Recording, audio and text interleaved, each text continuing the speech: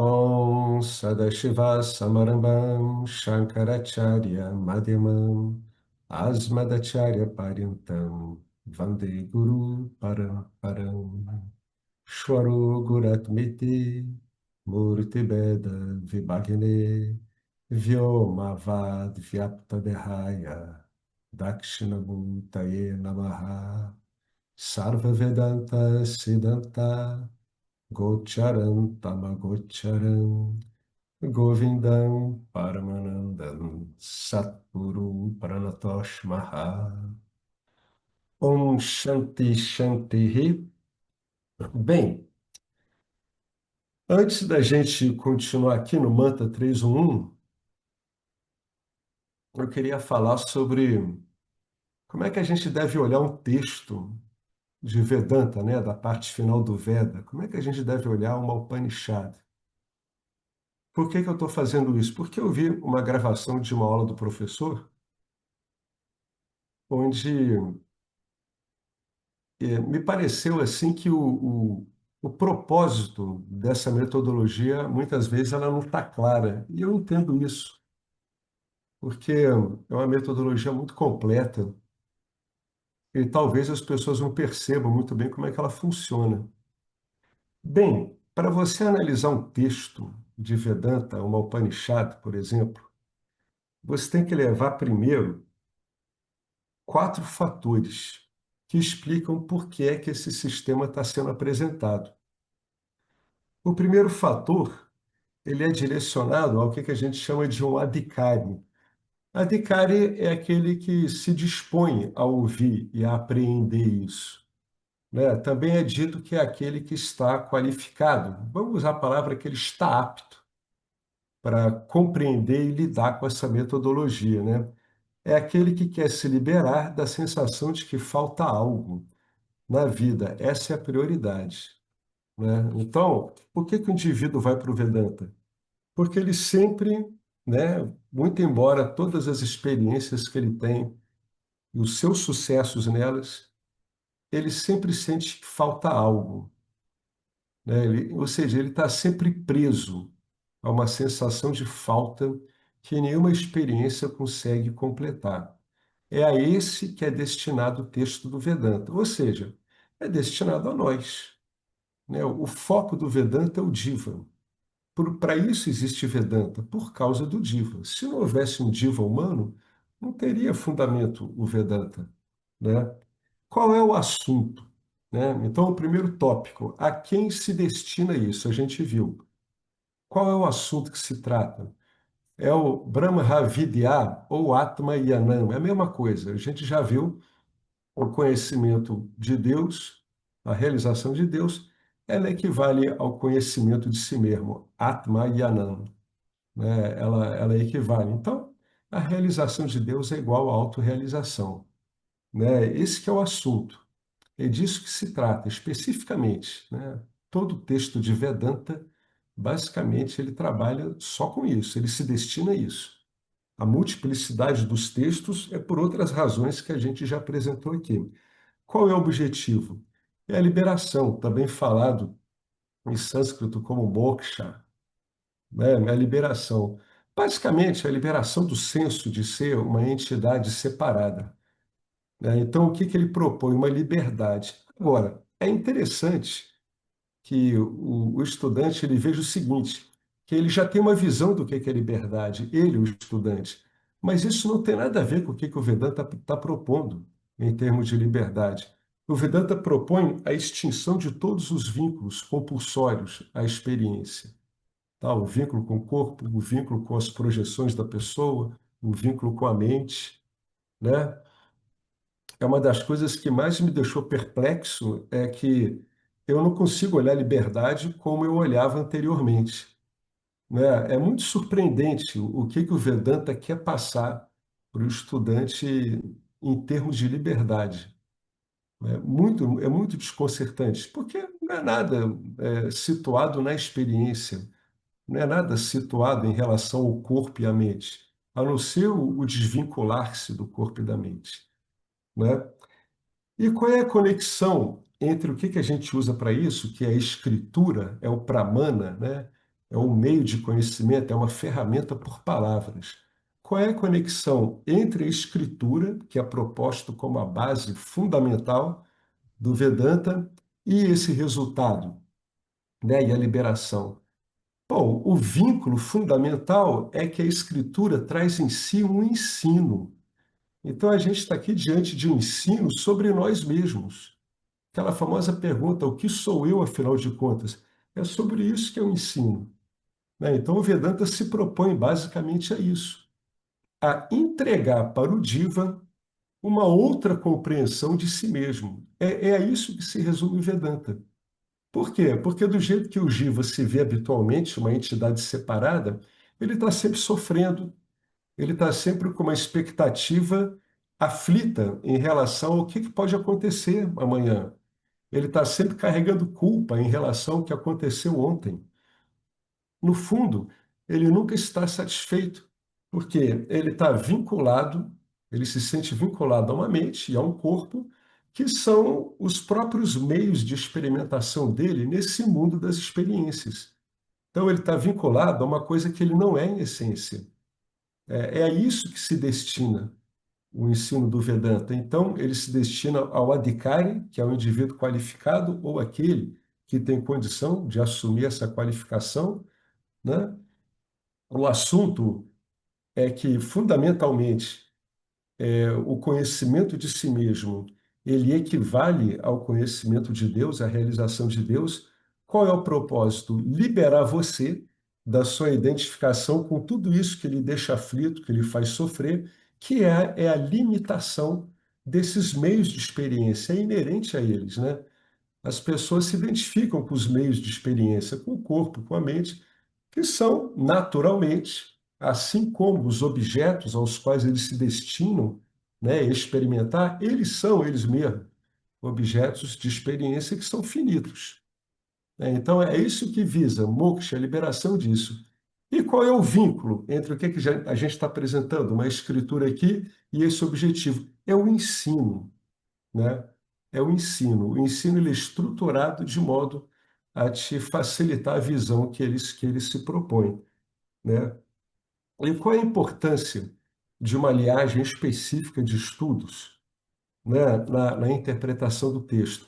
Ora, o Vedanta pode ser, por incrível que pareça, interpretado até por uma visão dual, né? É o caso do movimento para a consciência de Krishna, e chama-se de um Bhakti Vedanta, né? Então, muitas pessoas interpretam essa múndaka de um ponto de vista dual. É claro que vai encontrar problemas em compatibilizar isso com uma visão dual, mas se faz isso. Existem alguns tipos de Vedanta, né? Alguns modos de Vedanta. Depois eu vou trazer aqui.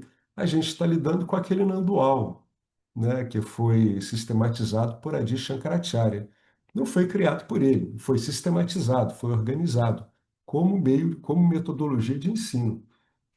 Se você usar somente a lógica, você vai acabar tendo um problema ao lidar com os textos do Vedanta. Então, a lógica não pode ser o meio primário de você lidar com uma escritura, né? Por quê? Porque a lógica é um objeto também.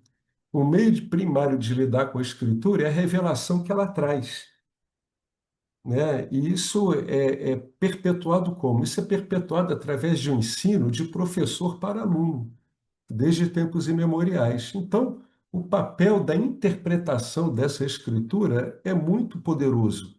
Claro que vai se usar lógica, vai se usar inferência, né? Mas fundamentalmente a base é a escritura, né? É a revelação que a escritura trata. Por isso que a gente fala tanto dos significados explícitos e dos implícitos, né? A gente muitas vezes está procurando o significado implícito de uma determinada expressão, de um determinado verso. Essa é importante, a importância da linhagem. Através da tradição de transmissão do professor para o aluno, é mantido viva essa interpretação dos significados implícitos, porque é neles que está a visão de você mesmo, né? Então é isso que eu queria falar, né? Então, no fundo, é a visão, o objetivo último é a visão que o Vedanta quer lhe propor. Que visão é essa? É uma visão sobre você mesmo, né? Então, para que serve Vedanta? Para você mesmo. O Vedanta traz uma outra compreensão de você para você mesmo. E isso automaticamente equivale à realização de Deus, porque não se vê dualidade, eu realizo a mim mesmo, eu realizo Deus. Eu consigo compreender profundamente Deus.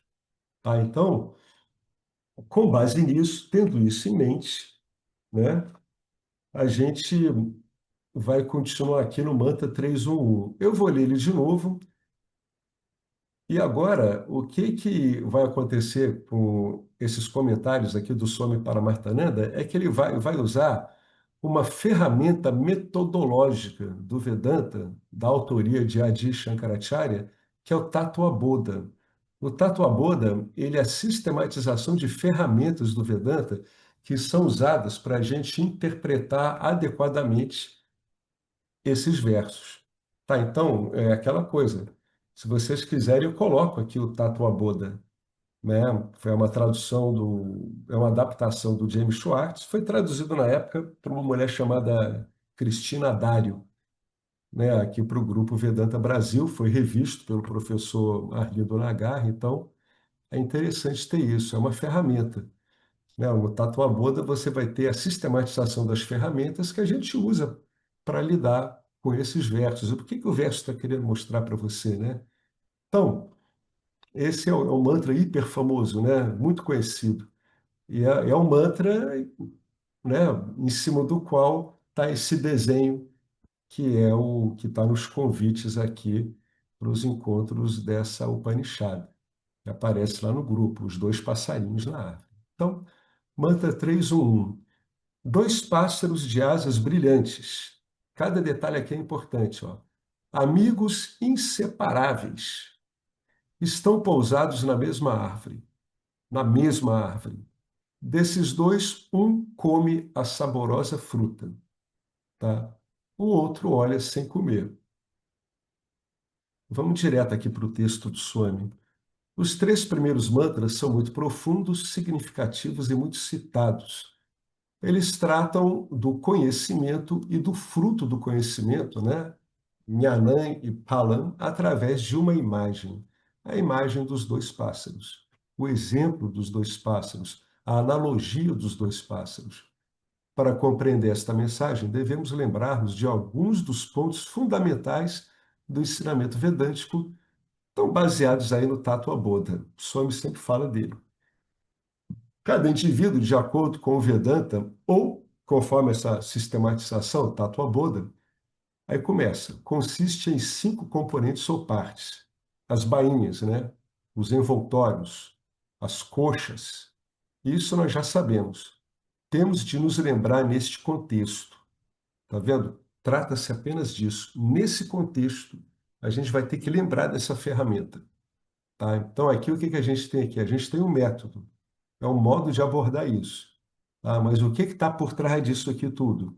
Mostrar para você a sua verdadeira natureza. Jamais se esqueça disso, né? Se a nossa mente não fosse uma produtora de sobreposições e interpretações tão intensa, a gente não precisaria de um método tão elaborado para penetrar essas camadas de identificação, de sobreposição, né? Até limpar todas elas e deixar você com o que que você é mesmo, né?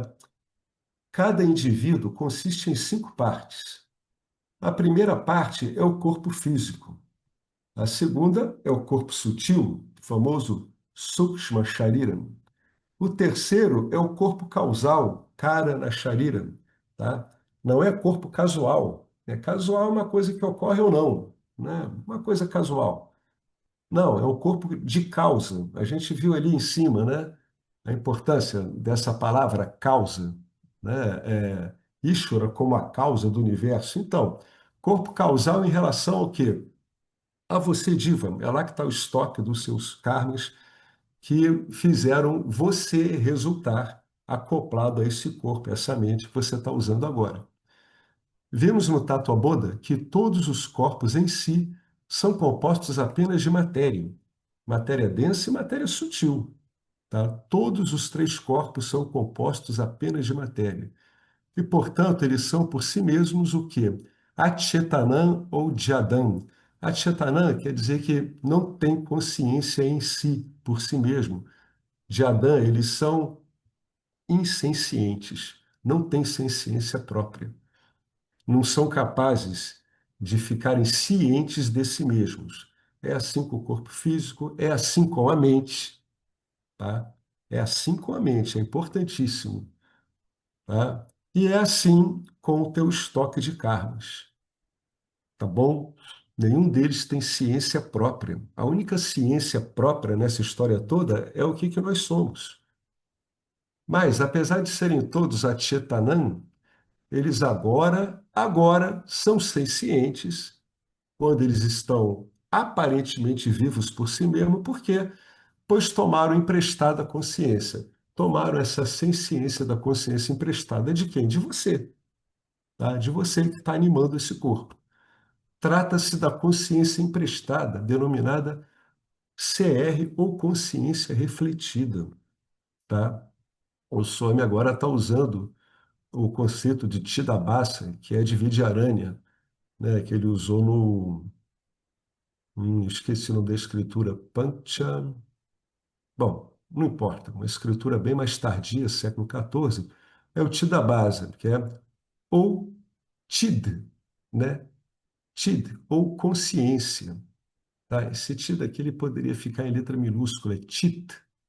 Tá? Ele botou D aqui por uma questão de junção aqui de sílabas, mas é Chit, Sat Chitananda. Então, é a consciência refletida. Tá? Tida base. Ah, não, ele está se referindo ao tida base mesmo. Consciência refletida. Tá? Então, agora, quando você tem uma mente, ela parece ativa, na verdade, por quê? Porque ela está ali. Ela, na constituição dela, você vai ter a consciência refletida. Não é a consciência original, tá? Porque a consciência original, ela não faz nada, né? Ela não pode ser vista como imiscuída nesses veículos de expressão, né? Aí eles chamam de Pratibimba, Pratibimba Chaitanya, diferentes palavras são usadas. O que importa para a gente é que a consciência é refletida. No Tatuabodha, nós chamamos de CR, né? Esta é a quarta parte, os três charirans e a consciência refletida, tá? Então, o quinto componente qual é?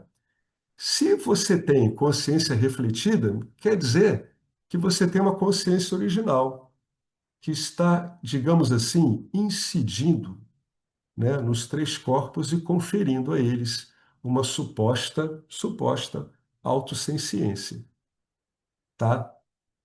E então, o que acontece?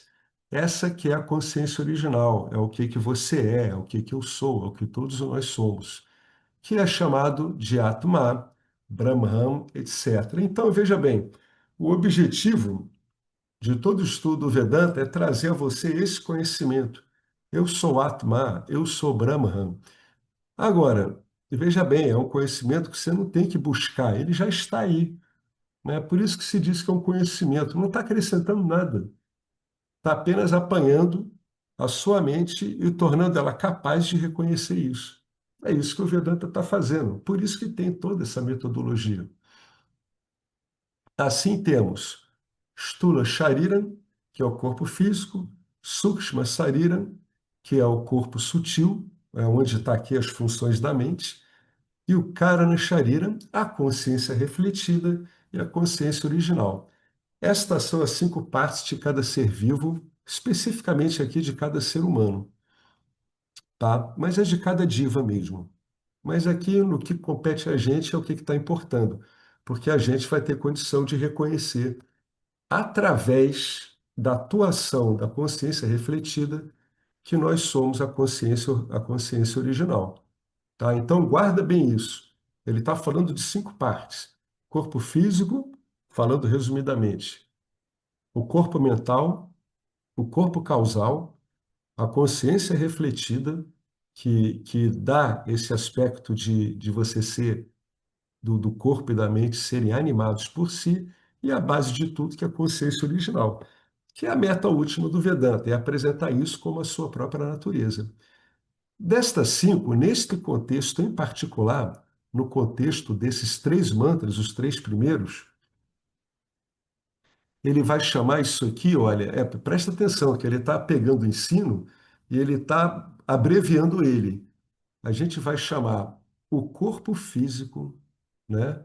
O corpo sutil e a consciência refletida, quer dizer, ele vai chamar o corpo sutil, o corpo causal e a consciência refletida como 2, 3, 4. Então, quando você vê 2, ele está querendo falar do corpo sutil. Quando você vê 3, é o corpo causal. E quando ele fala do número 4, você tem que equivaler ao Tidabhasa, a consciência refletida. A esses três acoplados, ele chama de Jivatma, ele chama isso de Diva. Ele está chamando o ser humano sansárico, tá? Esse do dia a dia da vida do sansara. Esse é o Jivatma. Então, é corpo sutil, corpo causal e a consciência refletida. Vamos ver depois por que ele está dividindo assim. Então, nesse contexto, observa bem isso. No contexto desses versos, ele está fazendo essa definição de Jivatma, que se refere a isso, ao 2, 3 e 4. Uma vez que se fala de 2, 3, 4, o seu intelecto deve ser suficientemente ágil para entender Jivatma. 2, 3, 4 é isso. Corpo sutil, corpo causal e a consciência refletida. E é chamado de Jivatma, ele insiste de novo, nessa circunstância. Que circunstância? A circunstância que a gente está analisando esses versos. A propósito, olha só, deve-se lembrar que em Vedanta temos dois grupos de palavras. Há certas palavras que terão sempre o mesmo significado. Por todo o Vedanta, corpo físico é corpo físico, tá? Tem apenas esse significado. O corpo sutil terá apenas um significado. Assim, um grupo de palavras, aqui eu chamarei genericamente de vocabulário geral, terá sempre o mesmo significado. Há um outro grupo de palavras que terá sempre um significado que tem a ver com o contexto onde eles estão sendo apresentados. Chamo-lhe de vocabulário contextual. E devemos conhecer sempre o vocabulário contextual quando estivermos discutindo um texto, ou um determinado mantra, ou um determinado tema. O vocabulário contextual terá um significado específico apenas em uma determinada circunstância, ou seja, não misture as definições que ele está usando, né, que ele está contextualizando para lidar com determinado assunto em outro texto, em outra Upanishad. Não tem nem necessidade disso, porque toda Upanishad traz em si tudo que é necessário. Tá? Não há necessidade de você tentar fazer um crossover entre as Upanishads. Quando estiver estudando uma Upanishad, foca bem nela. Se sentiu que não absorveu ela adequadamente, reveja, né, os encontros, leia de novo, faça perguntas, né? Então, é isso que ele está querendo dizer, né? O vocabulário contextual terá esse significado específico apenas nessa determinada circunstância.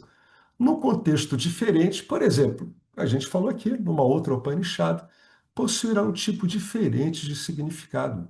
Vai estar dependendo do contexto que vai ser usado lá. Portanto, o vocabulário contextual deve ser bem entendido, e palavras como diva, Ishvara, Brahman, Avyaktam, Maya, etc., se encontram no vocabulário contextual. Em circunstâncias diferentes, terão significados diferentes. Tá? Por exemplo, no 14º capítulo, terceiro verso da Gita, o Senhor Krishna usa a palavra Brahman, significando Maya. Veja que Akraman, que confusão! A palavra Brahma é usada e você sabe qual é o significado? Maya, né? O que que ele diz aqui? Vê a nota aqui, 181. Meu ventre é o grande Brahman, ó Arjuna, e nele eu coloco o embrião. Daí nascem todos os seres. Tá? Brahman, nesse 14º capítulo em particular, é Maya, né? Tá ligado à criação em si. A palavra Aksharam, no 8º capítulo, aí já se refere a Brahman, o imperecível. A palavra Aksharan, no capítulo 15, é Maya. E assim igualmente para as palavras diva, karta, que é o fazedor, bhokta, jnanata, o conhecedor, brahma, ishvara, jivatma. Mesmo a palavra atma, em determinados contextos, quer dizer corpo físico. É a palavra muitas vezes usada para pessoa, para ser humano. Portanto, quando estivermos numa aula de Vedanta, ou num mantra de Vedanta, ou num tópico de Vedanta, o vocabulário contextual deve ser trazido à mente em primeiro lugar. E lembre-se, nunca se deve usar o vocabulário contextual empregado em uma circunstância específica em outro contexto. O Vedanta vai se tornar uma baita de uma confusão, né? Por isso que os ocidentais, eles estudam academicamente o Vedanta e eles dizem que os textos não têm lógica em si e nem entre si. É por causa disso. Eles não estão usando os métodos adequados para estudar isso, né? Portanto, vamos usar Jivatma nesse contexto para nos referirmos ao quê? Corpo sutil, corpo causal e a consciência refletida, 2, 3, 4. Tá? Esse é o Jivatma. Agora, ele vai trazer o quinto componente aqui. Deixe-me ver se estão ouvindo. Qual é a quinta parte? Consciência original. Não esqueça a consciência original, Brahman, Atman. Consciência original é aqui chamada de Paramatma, né? É o grande Atman, o Atma pleno. Portanto, este grupo de três é chamado Jivatma. Consciência original é chamado de Paramatma. Então, você deve lembrar que somente este Jivatma é chamado de Karta, fazedor, Bhokta, aquele que usufrui, Jnanata, que é o que conhece, Ahankara, que a gente traduz aqui como ego. E este Jivatma somente, com o primeiro componente, que é o corpo físico, ele vai executar muitas ações no nascimento humano. Vocês estão pegando direitinho o modo como o Swami está usando essas definições? Né? Ele está usando isso para estudar o que está se apresentando acima no verso que a gente viu. Ele está tendo que contextualizar o diva. Qual é o diva? Por que ele está contextualizando? Para interpretar o verso adequadamente. Todos estes temas são conhecidos. Estou apenas a recordá-los neste contexto. O livre-arbítrio do Jivatma torna-se ativo quando o Jivatma está associado ao corpo físico humano. Em outros corpos físicos, como animal, vegetal, etc., o Jivatma tem livre-arbítrio, mas esse livre-arbítrio permanece adormecido, dormente, não operacional. Entretanto, nesses corpos que são usados aqui no nascimento, na existência humana, no nascimento humano, o livre-arbítrio do Jivatma torna-se ativo. E o Jivatma, ele executa Punya Karma e Papa Karma, né? Ele executa ações meritórias e ações que são demeritórias. Ele acumula o quê? Uma abundância de méritos e deméritos, armazenados no número 3, que é o corpo causal, tá? O Jivatma armazena todos os Punipapa no Karanam Shariram, no corpo causal. Quando o conjunto de karma se esgota, o corpo físico é abandonado. É nessa circunstância que termina a existência física desse Jivatma, né? Aquele Prarabdha, que são os karmas que foram retirados ali do estoque do Santita, quando eles se esgotam, termina a existência física, né?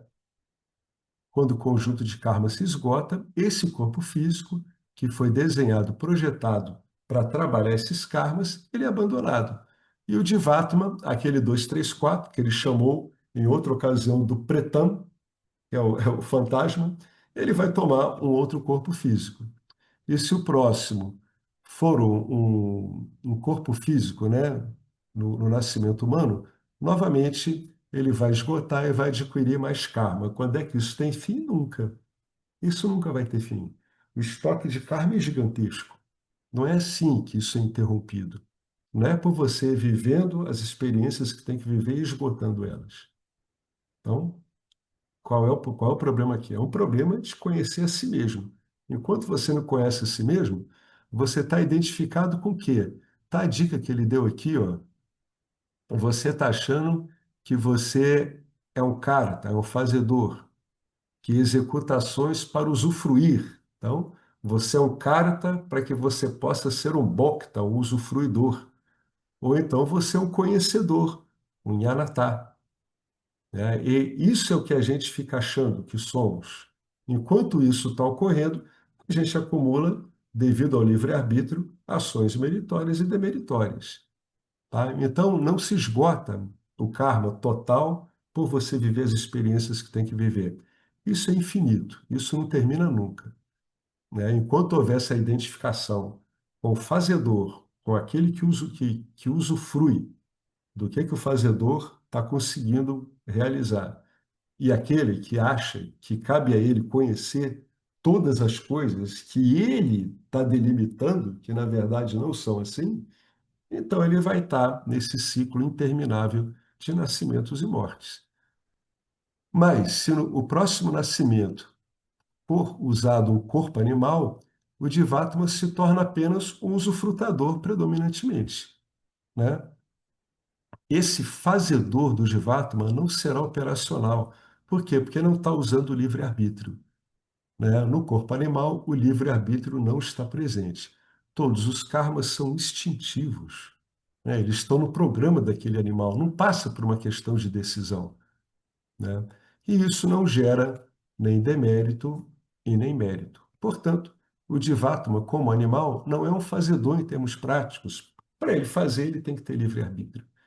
Da mesma forma, o Jivatma, como conhecedor, o Jnanatá, também. Jnanatá significa o quê? Conhecedor. Isso também no corpo animal não é totalmente operacional. O animal não pode frequentar esse monte de cursos preparatórios, cursos superiores, intermediários que ele colocou aqui, LKG, UKG, etc. Ele não pode ter conhecimento além do ordinário, aquilo que cabe a ele fazer conforme o seu programa.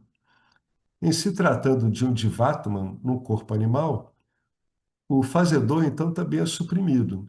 E esse conhecedor também ele é suprimido. O animal é apenas um usufrutador, né? Ele está lá, ele usufrui do prazer e passa pelos períodos de dor dele. Não tem livre-arbítrio, não gera estoque de karma, né? E nem está fazendo uso de méritos ou deméritos para viver aquela vida animal. Tá? É diferente. Quando entra o livre-arbítrio humano, tudo muda. O ser humano ele vai decidir como agir e o que que ele vai conhecer. É isso que ele faz, né? E nisso você acumula méritos e deméritos. Então, qual deles é altamente ativo? No animal é só esse aí, o usufrutador, que ele botou aqui como experimentador. É por isso que existem grupos de proteção aos animais. Você pode ver por aí galinhas penduradas no guidão das bicicletas de cabeça para baixo. Vemos isso na estrada. Ninguém toma nenhuma providência. É muito perturbador e os animais também não podem fazer nenhum protesto. Por quê? Porque são apenas isso, experimentadores, usufrutadores. Não são nem fazedores e nem conhecedores. Fossem conhecedores e fazedores, fariam protesto. Não é esse o caso, né? O animal ele tem um sistema de ação e reação muito mecânico. Tudo isso vocês sabem, estamos apenas revisando. Esse Jivatma, sozinho, ele tem que passar por esse ciclo aí, ó. O que quer dizer esse ciclo? Punarap Yananã e Punarap Maranã. Próximo nascimento, próxima morte, indefinidamente. Próximo nascimento, próxima morte. E no momento da morte, o Jivatma perderá apenas o componente um, que é o corpo denso, o corpo físico, né?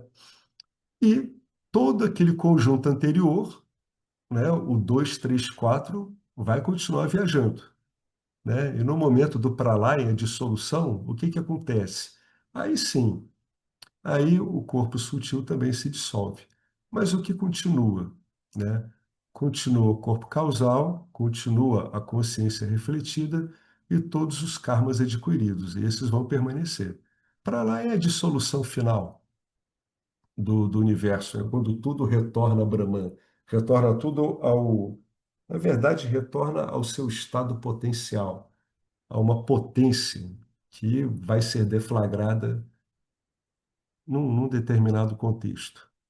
que o ser humano não tem a menor condição de entender, né? Bem, no que diz respeito à quinta parte, a parte da consciência original, ela não tem nem nascimento e nem morte. Portanto, ela não viaja. Onde está localizada a consciência original? Você está acordado? Ele pergunta para os alunos dele. A consciência original, o que que ela é aqui? Ó? Isso aqui é uma citação comum em Vedanta. Ó. Ela é eterna, toda pervasiva, estável, imóvel. Eterna, toda pervasiva, estável, imóvel. Ela não é uma fazedora. Ela não vai de um local para o outro.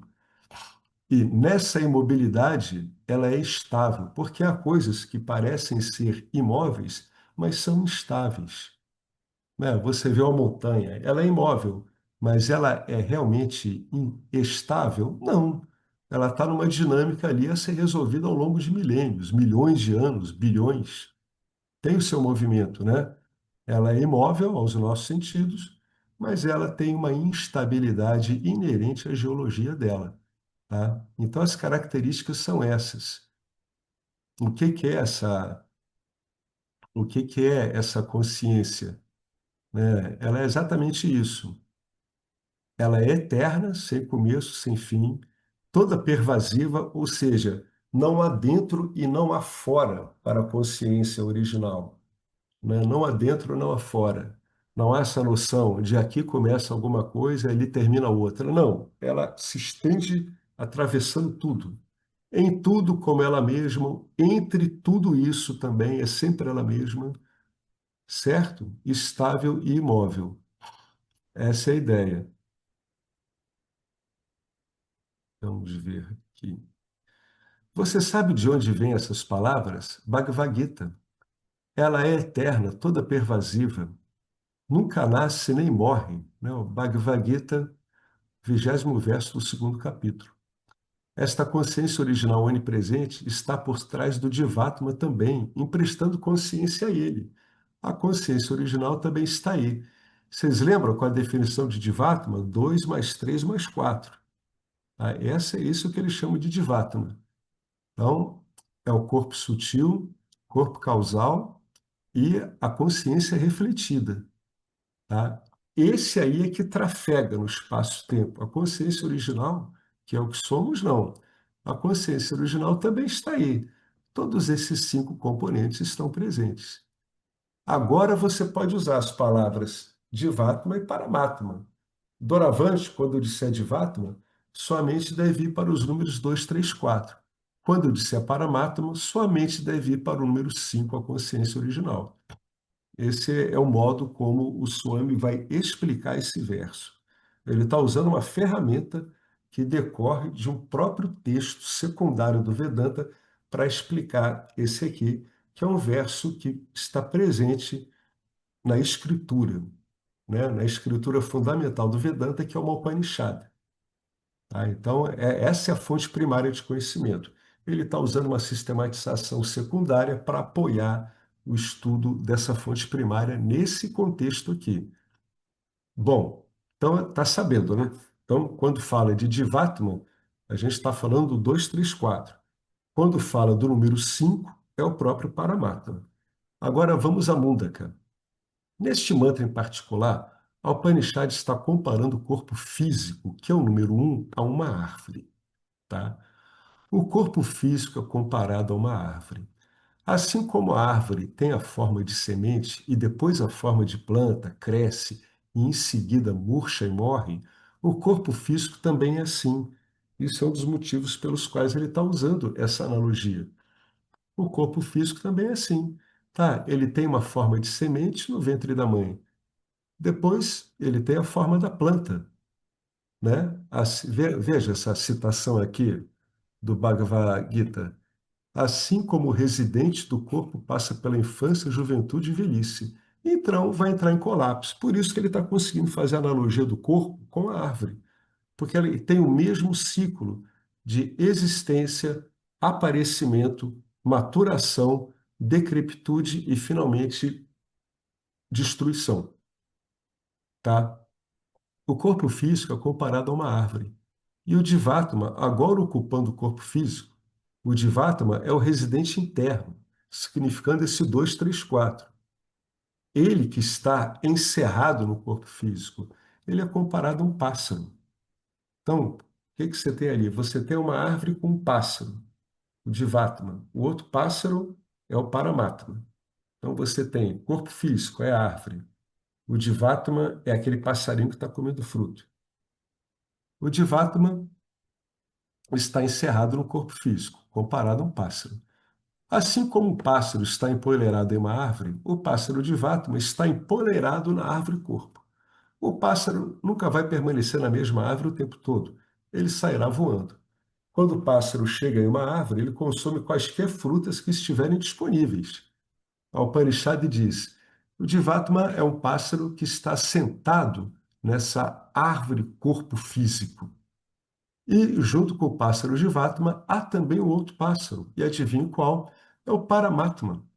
É o outro pássaro, é o número 5, a consciência original. E sendo o Paramatma todo pervasivo, a consciência toda pervasiva também deve estar no corpo. Que corpo? No corpo físico. Ela está lá, né, dando ciência, através dos ares vitais. Vai estar ou não? Aquilo que é todo pervasivo deve estar dentro do corpo também. Assim como o espaço todo pervasivo está disponível dentro de um pote, o espaço original todo pervasivo também deve estar presente no corpo. A consciência original é diferente da consciência refletida, né? Consciência refletida, ela precisa de um meio de reflexão. O meio de reflexão é, via de regra, por definição, o intelecto humano. É essa que é a ideia básica, né? Ela precisa de uma superfície refletora. Tá? Por isso que ele está dizendo que funcionalmente é diferente. Na prática, não. Né? Em termos de identidade, não. Assim, o componente Paramatma é comparado a um outro pássaro. Portanto, existem dois pássaros, o pássaro Divatma e o Paramatma, assentados ou empoleirados nessa árvore-corpo. E olha que interessante, eles têm várias características em comum. E tem outras características que são contrastantes. Quais são as características em comum? Ambos são brilhantes, né? Chidabhasa também é a consciência original, né? O reflexo do sol no espelho, né? São os próprios raios solares, tanto que você consegue queimar as coisas com reflexo, né? Se ele for bem ajustado, você queima também. Assim como o sol refletido também é brilhante, o sol original é brilhante. Da mesma forma, a consciência refletida também é brilhante. Chit, a consciência, ela é brilhante.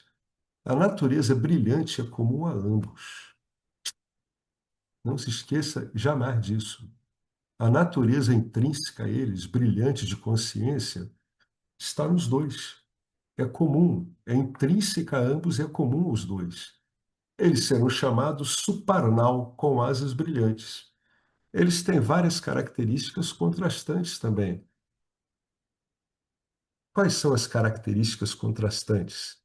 Esse Divatman, ele é um fazedor, um experimentador, desfrutador, e ele é um conhecedor. Ele é Karta, Bhokta e Jnana, Jnata, Jnata, Jnata. Aqui não vamos focar em Jnata, que é o conhecedor. Levaremos em conta apenas os dois primeiros. O Divatma ele é fundamentalmente um fazedor, um experimentador, usufrutador. E, portanto, sujeito ao punha e papam, sujeito a méritos e deméritos. Logo, sujeito ao próximo nascimento e depois à próxima morte. Em suma, em resumo, o que ele está querendo dizer é que o Divatma está sujeito ao samsara. Quanto ao Paramatma, ela é karta ou bhokta. Você está atento? A consciência original não faz nenhum karma. Por sua mera presença, ela abençoa o Divatma. O que quer dizer usar o termo abençoa aqui?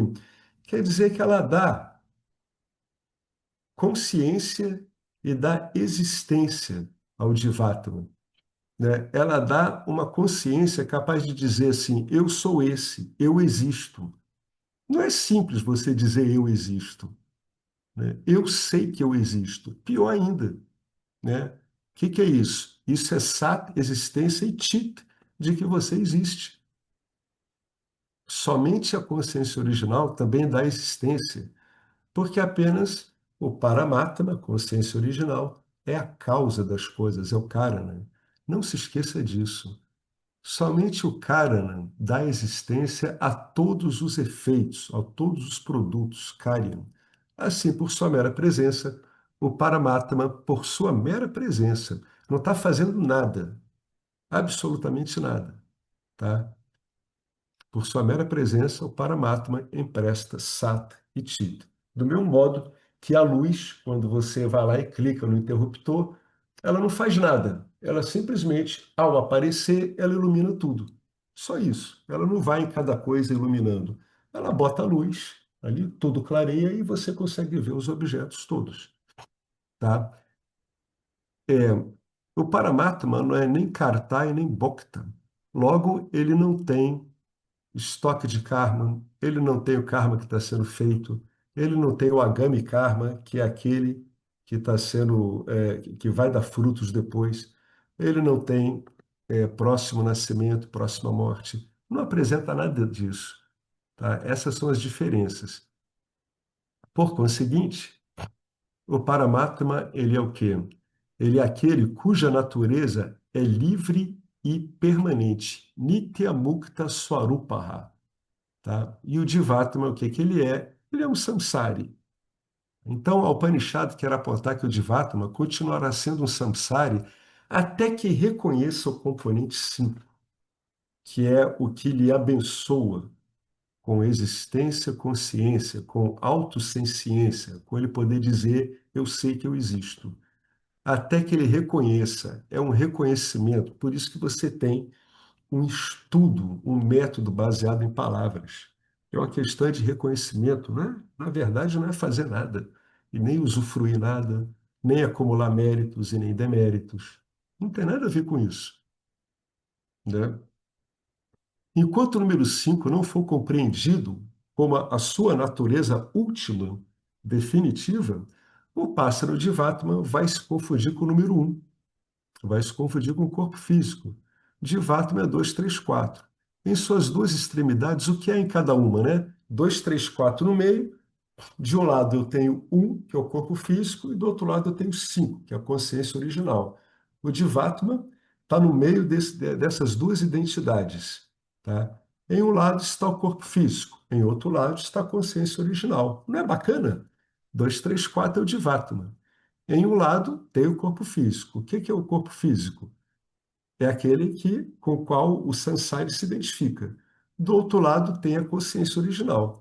Agora, a pergunta é, você que estuda, eu que estudo, a gente que faz o Nididhyasana, a gente deve se identificar com o número um ou deve conhecer o número 5 e reivindicá-lo como o seu Swarupa original, a sua natureza original? Qual é a sua natureza original? É a mesma do Paramatma. É único, é a essência de tudo, é permanente, é a única verdade que existe por si mesma e é uma causa. O que que você vai reivindicá-lo? Devo reivindicar que eu sou o número 5 ou um? O que todos nós fizemos? Qual é a situação corrente? Qual é a nossa situação épica atual, né? O nosso Ramayana atual? Nós rejeitamos o 5 e nos identificamos com um. Portanto, Asti Jayate, qual a definição de corpo físico no Tattva Bodha? É por isso que eu disse, pelo menos o Tattva Bodha deve estar na ponta da língua, pelo menos ele, né? Ao definir corpo físico, a sua natureza é Asti Jayate. Asti é quando o feto surge, Jayate é o nascimento, né? Que é uma notícia boa. Vartate, crescimento, é uma boa notícia.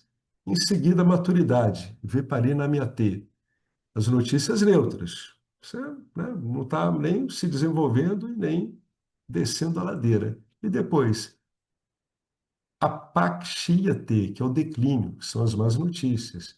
E, finalmente, vinashati, a morte, que são tremendas de umas más notícias, né? Marra más notícias. Portanto, o corpo físico tem todos esses problemas. Infelizmente, o pássaro de Vatama ignora a consciência original, número 5, e se confundiu com o número 1.